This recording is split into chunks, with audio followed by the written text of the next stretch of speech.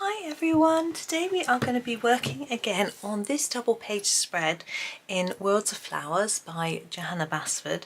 Now this first ribbon, I know you can't see all of it in the picture, in the film, it's because I've had to sort of move things on my desk to make way for it. Anyway, there's 5 videos here, and I did say when I did the final one here that I would do this at some point, so I'm ready to have a go, and I just thought I would break them up a little bit with something different. So we're going to make a start. We're using the Staedtler Design Journey pencils again like we did before, and let's come in close. Now also before we did little 15-minute bursts of videos. Oh, I have to move a little bit. Hold on, let's just come in close first. There we go. We did little 15-minute bursts of videoing, and I'm planning on doing a similar thing with this one, just to keep it nice and simple, short, and just a little achievable goal. I know some of you have already completed this page, but I hope you can just watch along and enjoy while I colour, and so hopefully that'll be okay. I'm going to actually start with the greenery here. And use number 52, which is the sap green pencil, and start right down in the crease. Now you need to be really careful when you're colouring in the crease of a book. Don't try and open it too wide unless you're really confident. I'm just going to put it, I'm just thinking it goes all the way through this bit, so I'm just going to do the whole of this stem area. Unless you're really confident that the book is going to be happy. If your book is glued and you sort of try and push the spine open too far, the pages will fall out, so you don't want to do that. If your book is sewn, which this one is, it can take a little more rough treatment, but even so, you obviously want to look after your books, so do be a little bit careful. Sometimes I find if I'm doing a background on a double page spread, I get a little white bit down the middle, and I try not to worry too much about it, because I would rather have that than have my my book spoiled by the pages falling out, because then you lose your picture entirely. Now I'm thinking I might do this in a slightly different colour, so I might just take this green up to there and sort of fade it a little bit, and we'll come back and do that with something else. And here we'll go to the end of this tendril, but I won't do these leaves in this same colour. We'll mix it up a little bit, make it a little bit more interesting. So I hope everyone's doing well today. It's a lovely day here actually, cold and sunny, which is rather nice. I've been out this morning for a lovely walk. What's that? Is that a stem? Is that? No, actually I don't think it is. It's this. No, don't want to colour that in. Okay, that's all for that one. Now we have these leaves. I purposely didn't colour those. Again, I want them to be a slightly different colour. Now the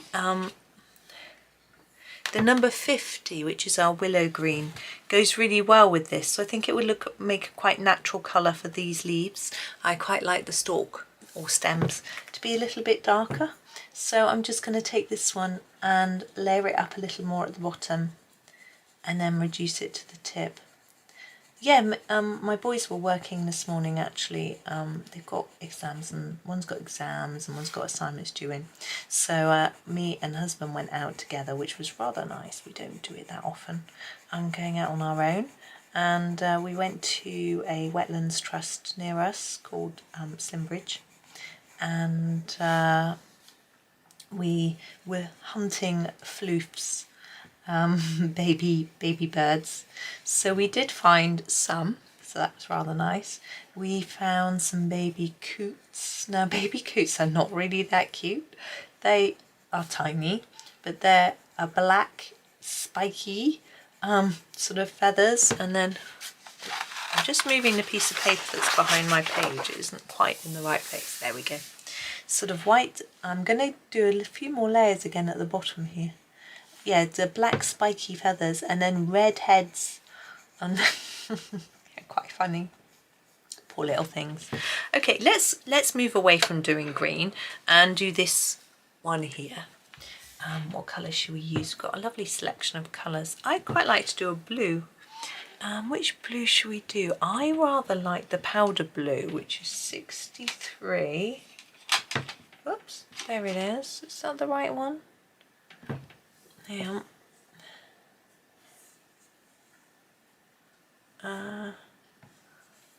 No, 330. I thought I had the wrong one. 330. It's a sort of cornflower blue, purpley blue. Let's do this one. Now with this we're going to use exactly the same technique, so we're putting down more layers of colour down here at the base of our petal and less towards the tip. It's exactly the same way that we did all of the flowers on the other page as well, I think. Pretty much. I'm just having a quick look while I'm colouring, which is always dangerous as you colour out the lines where you're not looking. It is always best to keep your eye on what you're doing. So we also saw some little baby grey lag geese. Now grey lag geese are quite big actually and quite aggressive, but these ones are at the trust are very used to people.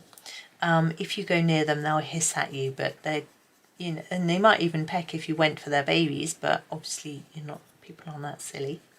And their little babies are yellow, little fluffy yellow. They were so cute, so that was rather sweet.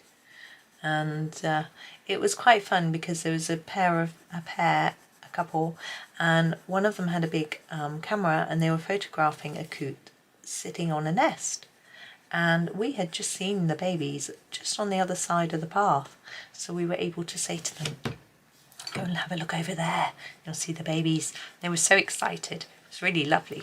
I love doing that when I'm walking along the canal. If I see anything exciting, the next sort of person I see, I will tell them. You know, if it's the otter, that's the best thing to tell someone, because that's very exciting. But babies or heron, kingfisher, that sort of thing, you know, really lovely, sort of rare ish wildlife. So that's always nice. So we didn't stay very long. I just wanted to walk, and we didn't even have coffee or anything. We just had a nice walk and came back. So that was nice. So it was lovely, and it was very cold. We both wore a light coat. I'm just going back over just to tidy up those a little bit. There we go. Yeah, it was really cold, so I'm just going to have to blow my nose. And windy. And both of us wore our lighter jackets because it was sunny. So it was going to be hot. And we both regretted it, which is quite funny. But anyway, because our hands were freezing. This is number 2, which is just called red, but I think it's quite orangey, and I'd rather like these to be orangey. So I'm going to use the same technique again, a little bit darker here, and then lighter to the tip. And you can see when I move my hand that it's quite a sort of reddish orange, so it's rather nice. Yeah, so we both sort of wished we'd had our gloves with us. We sort of pushed our hands into our coat pockets. Unfortunately, because I had my phone in my pocket. It's quite difficult to do. But I have this sort of style of pocket where you have two, one to throw your hands in and one to put stuff in. We've got a phone sort of on the outside pocket and my hand inside. I've got this sort of hard flat thing against my hand. It's quite uncomfortable. But anyway, kept my hands a bit warmer, and it was all good. Husband was taking pictures of flowers and obviously the floofs, but he wanted some inspiration for his art, which is nice. He is actually helping my son with some programming at the moment. My son wanted to get it done today, but it's not quite working, so just trying to work out what's going on. Husband's quite good at getting him to sort of talk through what's happening, teaching him how to examine the code in detail so he knows what to look out for that might be not working and that sort of thing. So they're going through that, so hopefully they can get that sorted out, which will be good. But we'll see. I've got to do Skype later, and it's Sunday actually. I'll Skype my family, and so I may have to do it in here where it's a bit quieter if they're chattering away, because it's Skype is difficult because one person talks, it cuts everyone else off. So if there's talking in the background, you can't hear unless the person in the place where the talking is talking, you can't hear. So I may have to just sit in here, but that's okay. I've got some colouring I'm going to do while I'm doing Skype. I've got a page from Worlds of Wonder. I've sort of got back into it a little bit. It's a lovely book. I finished a copy actually, and there's a flip through if you want to see it. This is 260, which is the Tuscan red or mauve, and I'm going to use it for the centres of these flowers. And what I'm going to do is sharpen it. Look how blunt that is. Ugh. I'm going to sharpen it and then I'll show you. Yeah, so I did a buddy colour with my friend Michelle, and we did the butterfly page, the one that's the great big butterfly. And I remember when I did it before in my first copy, I wasn't completely happy with it. I was sort of, but this time I sort of redid it. I was really happy, so that was good. I was really happy with it. I've taken some photos of it. Actually, I should put them on my put it on my socials, so you can see it at some point, or it'll be in my completed pages flip through video at the end of the month. I think that's, oh, I don't know, this may have might come out today, maybe, I'm not sure. 28th was the day I was planning it, but who knows what's going to happen between now and then. Right, let's think about this leaf here. I quite liked this to be a little bit olivey, just for a bit of difference. So I'm going to grab this 579, which is called the Olive Dark. And I'm just going to do the tip here and then just sort of try and sort of blend it into that other green like that. There we go. I think that's okay. And it isn't exactly the right shade to match in with this, but I think it works. And it's nice to have something a little bit different. We don't want it all the same green, I don't think. I don't want it all the same green anyway. There we go. Now the leaves, I think I'll go light. And we have I think it's called Lime. Yeah, Lime Green, number 53. And I'm going to do these with this. Now it's quite pale, so it's a little bit difficult to get a mix of colour from base to tip because you have to make it all fairly dark so that it stands out. There we go. And now we have these ones. I'm thinking maybe a pink. What do we have? Oh, I'm going to use my favourite. This is 25, which is pink. It's my favourite pink because it's a little bit less pink. A little bit salmony. So again, a bit dark here and then lighter tip. I'm keeping this quite pale because you can make this one quite dark and I think it would look too much like these, so I'm keeping it a little bit paler. Now on the other page I use no white pen. White pen can be really great with flowers, really lifts them, gives them interest, and just I don't know, there's something about it. But I haven't used any, so I'm not going to use any on this one either. But if you want to, you certainly could. Just to like around the centre, on the petals, that sort of thing. But I just need a colour for the tops of these. What colour's that? 550 pale green. I think this will work. I think this will go quite well. It looks quite minty, doesn't it? But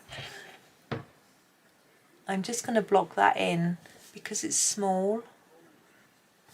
Now, there we go. Now, how are we doing?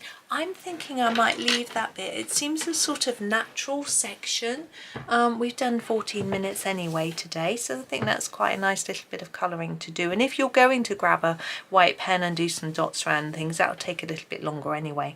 So I think I'm going to leave that there, and we'll do these large flowers tomorrow, and then whatever comes out of that depends how long they take.